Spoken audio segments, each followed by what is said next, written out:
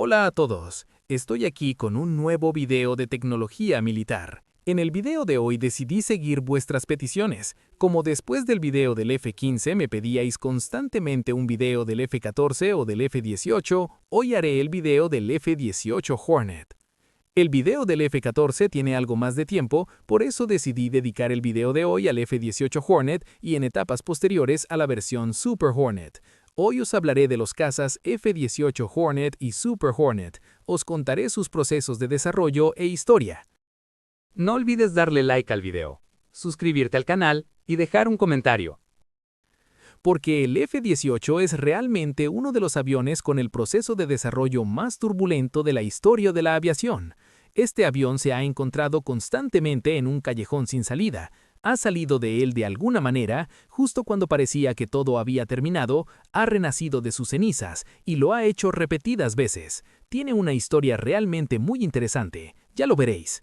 En el video de hoy hablaré del F-18 Hornet, hablaré de su tecnología, explicaré sus procesos de desarrollo y compartiré esta entretenida historia en detalle. Además, hablaremos de sus especificaciones técnicas, sus ventajas y sus desventajas. Desde el principio os digo que no voy a decirles que no lo veáis hasta el final en vano. Si tenéis curiosidad por la tormentosa historia de este avión, preparaos. ¡Empezamos! Como acabo de decir, el F-18 tiene una historia realmente muy interesante. Este avión ha pasado por un proceso muy turbulento. En términos de capacidad, el F-18 es como un tercer tipo entre el F-16 y el F-15. Aunque en muchos aspectos está un poco más cerca del F-15, puede considerarse un avión de un escalón por debajo de él. El F-18 constituye la columna vertebral de la Marina estadounidense y actualmente figura en el inventario de 7 países. Este avión realizó su primer vuelo en 1974, pero sigue produciéndose en la actualidad. Sí, actualmente Boeing produce la versión Super Hornet Block 3 y al parecer este avión seguirá en línea de producción hasta 2031. La historia del Super Hornet comienza en 1972. En esta fecha, mientras la Fuerza Aérea de los Estados Unidos avanzaba hacia la incorporación gradual del F-15, buscaba un avión que pudiera usar junto al F-15, con un coste operativo algo menor, capacidad algo más limitada, pero capaz de realizar algunas misiones de forma mucho más eficaz. Lo que quería la Fuerza Aérea de los Estados Unidos era hacer un high-low mix. Las fuerzas aéreas suelen hacer este tipo de combinaciones. Por ejemplo, si miramos la actualidad, la Fuerza Aérea de los Estados Unidos prefiere usar el F-22 para la categoría High y el F-35 para la categoría Low. Pues bien, en aquella época la Fuerza Aérea de los Estados Unidos lanzó una famosa licitación para determinar un avión de categoría Low junto al F-15, el programa Lightweight Fighter, LWF. Quedaron 2 aviones en la lista corta. Uno de ellos es el YF-16, fabricado por General Dynamics, que todos conocemos bien, y el otro es el YF-17 Cobra, producido entonces por Northrop. Estos 2 aviones entran en una competencia muy reñida, especialmente a partir de 1974. Aunque el YF-17 Cobra fue considerado superior al YF-16 en muchos aspectos, al final de la jornada, la licitación la ganó el YF-16. En este punto, la elección de la Fuerza Aérea era sumamente lógica, porque lo que buscaba la Fuerza Aérea era un avión con menores costes operativos, más económico. En términos de rendimiento, el YF-17 Cobra era un avión mejor que el YF-16 en todo excepto en velocidad, pero sus costes de operación y mantenimiento eran más elevados. Al ser bimotor, resultaba más costoso que el YF-16 monomotor. Diciendo, ya tenemos el F-15, ¿para qué comprar otro bimotor costoso? El F-16 es más adecuado para nosotros, lo eligieron. Justo cuando la empresa Northrop estaba a punto de cerrar definitivamente el expediente del YF-17, ve otra luz al final del túnel. A principios de los años 70, mientras la Marina estadounidense comenzaba a incorporar los cazas F-14 Tomcat en su inventario, los altísimos costes de este avión estaban presionando el presupuesto. Por eso, la Marina inicia la búsqueda de un avión más rentable que pudiera usar junto al F-14. En los años 70, la flota de aviones de la Marina estadounidense era realmente muy compleja. Se usaban A4, A7, F4, A6 y muchos otros modelos. Encima se añaden los F-14. Para eliminar esta complejidad y encontrar un modelo complementario que se usara junto al F-14, se inician los trabajos. Aunque en este periodo se propuso una variante diferente del F-15, se lanza una nueva licitación con el argumento de que, junto al F-14, una versión naval del F-15 quedaría ridícula. En esta licitación, la primera empresa en entrar en la lista corta es McDonnell Douglas. Sin embargo, McDonnell Douglas colabora con Northrop en este asunto y comienzan los trabajos basados en el YF-17. El prototipo del YF-17 Cobra, que perdió la licitación de la Fuerza Aérea, comienza a ser modificado para la Marina, y este avión es, por así decirlo, creado de nuevo desde cero. Porque no se puede coger un avión diseñado para las fuerzas aéreas y ponerlo directamente en un portaaviones. Hay que hacer modificaciones muy serias. En primer lugar, es imprescindible aumentar la capacidad de almacenamiento de combustible.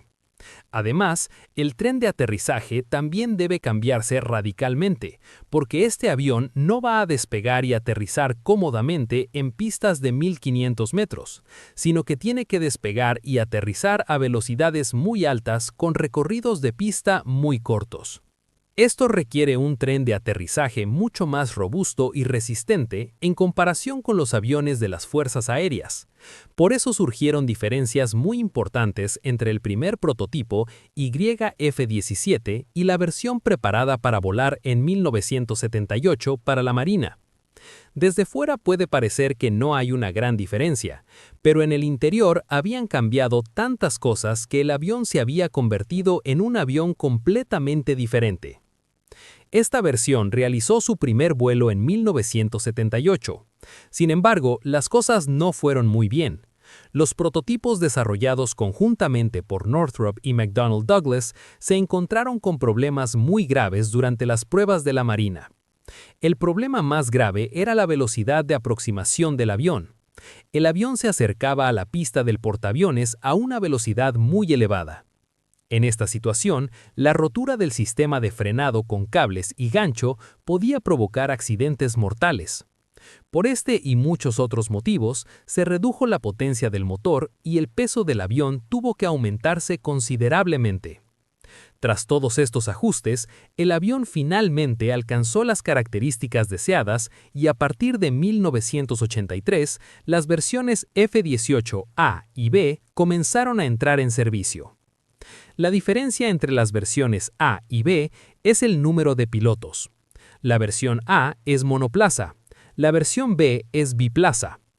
La razón por la que la versión B es biplaza no es el uso para entrenamiento, sino que está relacionada con la estructura operativa del avión. En las versiones biplazas, delante va el piloto y detrás el oficial de sistemas de armas. Para poder realizar disparos de precisión con armamento de largo alcance, se necesita un operador separado en el asiento trasero. A partir de 1983, las versiones F-18A y B comenzaron a operar gradualmente en los portaaviones estadounidenses. En una primera etapa, reemplazó a muchos cazas de modelos antiguos. Los A-7 y muchos otros aviones comenzaron a retirarse del servicio. Sin embargo, durante este proceso, la Marina estadounidense no podía expresar plena satisfacción. Llegaron numerosas quejas de los usuarios sobre las primeras versiones A y B entregadas. Entre estas quejas había temas muy diversos.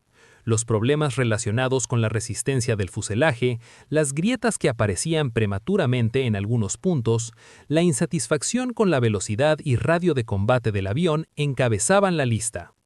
Finalmente, en 1987, la empresa McDonnell Douglas presentó una nueva versión de este avión, las versiones F-18C y D.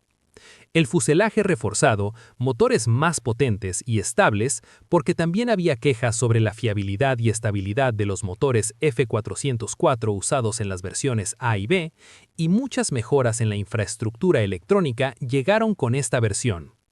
Con la versión C y D presentada en 1987, las opiniones negativas de la Marina sobre el F-18 disminuyeron considerablemente. El F-18 vivió su primera experiencia de combate seria en la Guerra del Golfo y tuvo un éxito real, lo que mejoró aún más su imagen. Sin embargo, la Marina estadounidense tenía planes completamente diferentes. A principios de los años 90, la Marina quería retirar del servicio los cazas F-14 Tomcat, porque estos aviones eran muy costosos. Aunque desde fuera parecían impresionantes, en el mundo real se habían convertido en un gran dolor de cabeza para la Marina. Su rendimiento era bueno, cumplía con creces las misiones encomendadas, pero sus tasas de avería eran extremadamente altas y los costes de mantenimiento y operación eran muy pesados. Por estas razones, la Marina estadounidense quiso retirar los F-14 del servicio en poco tiempo y adquirir nuevos aviones en su lugar. Las miradas se volvieron hacia el F-22. En 1992, la Marina anunció oficialmente que necesitaba un nuevo avión en lugar del F-14 Tomcat y solicitó una versión naval del F-22, pero el gobierno estadounidense de la época rechazó esta solicitud alegando sus altísimos costes. En este punto, la empresa Grumman actuó de forma astuta y propuso al gobierno estadounidense una versión más avanzada y futurista del F-14. Hay mucha información circulando por internet sobre esta propuesta. Contaré los detalles en mi video sobre el F-14, pero el gobierno estadounidense también rechazó esta propuesta alegando los costes, es decir, ni la versión naval del F-22 ni la nueva versión del F-14 fueron aceptadas, y la necesidad de aviones de la Marina estadounidense seguía existiendo. Por eso, la aguja volvió inevitablemente al F-18. Pero las numerosas quejas sobre la versión actual del F-18 seguían en la agenda y había que resolverlas. Por ello, la empresa McDonnell Douglas realizó un cambio muy radical en el avión siguiendo las demandas de la Marina. A partir de 1992, McDonnell Douglas, que más adelante se integraría en Boeing, comenzó a trabajar en la nueva versión del F-18C-T, el FA-18EF Super Hornet, y el resultado fue un avión verdaderamente nuevo. El FA-18 Super Hornet y la versión CD pueden parecerse a primera vista desde fuera. Sin embargo, aparte de sus similitudes cosméticas, estos dos aviones son completamente diferentes entre sí. En la versión Super Hornet se cambiaron los motores. Se añadieron motores F414 más eficientes y potentes. La capacidad de carga del avión aumentó considerablemente. Las alas se ensancharon, el fuselaje se alargó y la cantidad de material compuesto aumentó significativamente. También se realizaron algunos cambios geométricos para reducir la sección transversal radar. Por ejemplo, se modificaron las tomas de aire añadiendo estructuras más grandes, anchas y largas. Además, se integró un radar AESA en el avión y se rediseñó su infraestructura electrónica. Al final del día, en 1995, surgió el FA-18EF Super Hornet, uno de los cazas más modernos en manos de Estados Unidos. La Marina estadounidense, que hasta entonces siempre había mantenido distancias con el F-18, se fue entusiasmando considerablemente con este avión cuando el Super Hornet comenzó a entrar en servicio. En muy poco tiempo, gran parte de los aviones de la Marina comenzó a ser reemplazada por Super Hornets. Actualmente, la Marina estadounidense está muy satisfecha con estos aviones y quiere usarlos durante mucho tiempo. Es más, este avión no se usa solo en versión caza. En 2007, la empresa Boeing comenzó a producir el EA-18 Growler, la versión de guerra electrónica del F-18. Las misiones de guerra electrónica de la Marina estadounidense son asumidas ahora por los Growlers. Con el tiempo, el F-18 se ha demostrado realmente como un avión muy capaz. Si queréis, pasemos ahora a las especificaciones técnicas del F-18. Pero como he dicho, dado que el avión ha pasado por muchas variantes diferentes, lo más lógico es hablar de las especificaciones técnicas del FA-18EF Super Hornet, que actualmente está en producción serie. El FA-18EF Super Hornet producido actualmente por Boeing tiene 18,3 metros de longitud, 16,3 metros de envergadura y 4,88 metros de altura. El FA-18 Super Hornet, que utiliza dos motores General Electric F414, puede alcanzar 1,6 veces la velocidad del sonido, Mach 1,6. Este avión tiene una velocidad de ascenso de aproximadamente 15.000 pies por minuto. El radio de combate máximo del FA-18 Super Hornet es de 720 kilómetros y el alcance máximo que puede alcanzar es de 3.330 kilómetros.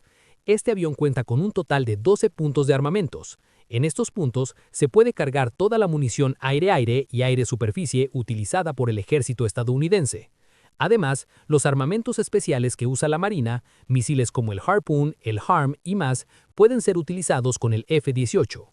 Si queréis, hablemos ahora de las ventajas y desventajas del F-18. El F-18 es un avión robusto y potente. Al haber sido sometido a muchas mejoras a lo largo de los años, se ha acercado considerablemente a la perfección. Posee casi todas las capacidades que tienen los aviones modernos actualmente. Aunque no cuenta con capacidad de sigilo completa, en la versión Super Hornet se han realizado muy buenas modificaciones para reducir la sección transversal radar. En términos de costo, comparado con el F-35 o el F-15, resulta más económico. De hecho, entre los otros 7 países usuarios hay algunos que usan el F-18 como avión principal. En cuanto a sus desventajas, aunque es un avión moderno, el F-18 en realidad es un diseño antiguo. Realizó su primer vuelo en los años 70. Aunque ha pasado por muchas modernizaciones, en esencia es un avión de generación antigua. Una de las críticas más serias dirigidas al F-18 es su velocidad. Para este avión con una velocidad de Mach 1,6, en cierta época los pilotos de la Marina le pusieron el apodo de Super Slow Hornet. Comparado con los jets modernos de hoy en día, el Hornet se queda algo lento. Sin embargo, dado que el F-35 también tiene límites de velocidad similares, esta diferencia ya no es tan evidente. Hay mucho más que contar sobre la familia F-18. Sin embargo, yo concluyo este video aquí. Las fuentes que utilicé al preparar este video las añadiré como siempre en la sección de descripción. También dejaré ahí mis direcciones de redes sociales donde pueden contactarme. No me extiendo más. Les deseo a todos cielos azules. Buenos días. No olviden suscribirse.